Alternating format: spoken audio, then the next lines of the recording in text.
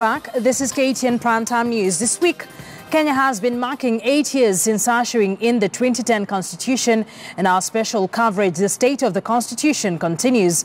Tonight, KTN Political Affairs editor Ben Kitili takes a look at the clamor to change the Constitution and seeks to ask the crucial questions. Is it a good time to pursue the referendum agenda? And do Kenyans really want to change the law? The clamor to change the 2010 Constitution through a referendum has been gathering pace in the last few months. Pundits saying the cooperation deal between President Uhuru Kenyatta and the ODM leader Raila Odinga has made the desire to change the country's governance structures even more viable. So 8 years down the line, is Kenya's supreme law ripe for amending?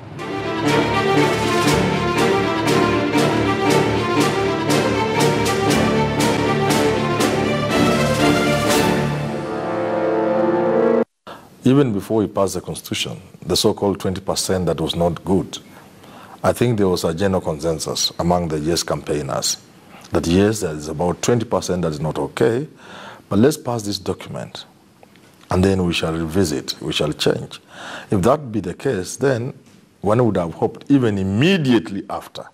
So yes, 8 years will be almost way too long. Like the March 9th, 2018 handshake between President Kenyatta and Odinga, talk of amending the 2010 Constitution to do away with the all-powerful presidency has continued to grip the nation. Pande hii ya katiba ipige msasa, tutapiga msasa. Mwingine apende, asipende. We cannot forever be talking about the politics of power sharing, of arranging power. The key proponent of the clamor for a referendum to change the law has been Odinga. He has pushed for consensus among political parties and Kenyans to replace Kenya's presidential system with a parliamentary one, a return to the famous Bomas draft. Mimi nilikuwa mmoja wa wale tulikuwa kwa zile kamati zilikuwa zikiunda katiba.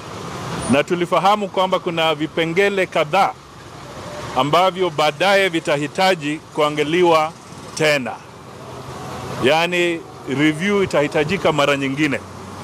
Baada ya miaka 10, sasa tunaona wakati unakaribia wa sisi kuangalia vile vipengele ambavyo bado vina shida, viangaliwe kama Wakenya turekebishe, alafu tukifika kwa ule uchaguzi wa baadaye tuwe tumemaliza na haya maneno. Supporters of Odinga seeing the winner takes all nature of the current system of government as a key cause of Kenya's perennial electoral problems. This country to be peaceful after elections, we need all-inclusive constitution so that everyone is a winner, particularly amongst the contenders.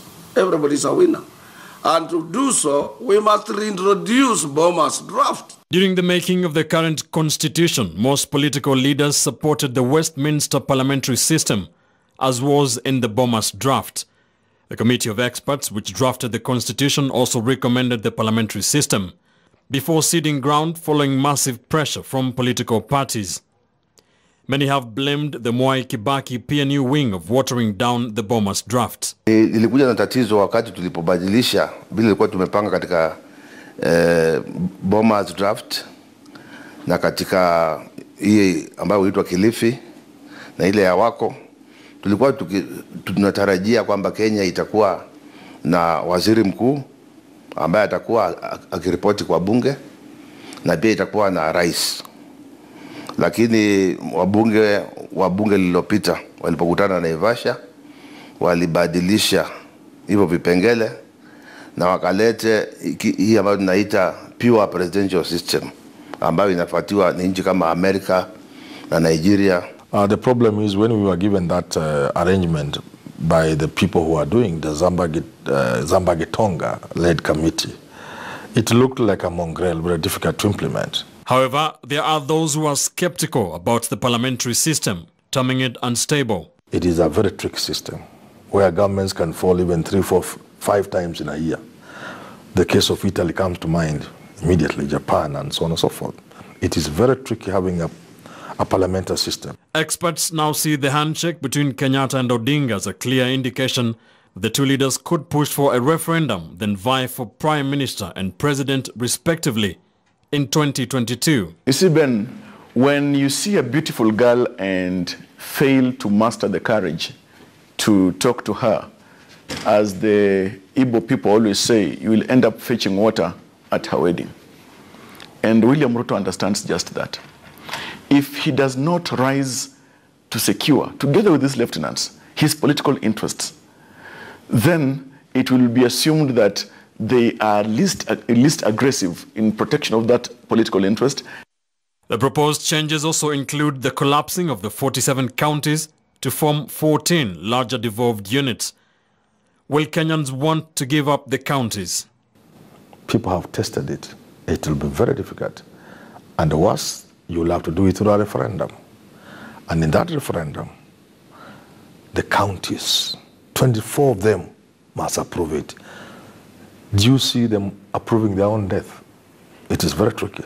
Rather expectedly, most political discussions have seemingly focused on power-sharing deals among political leaders, with little on social policies that affect Kenyans.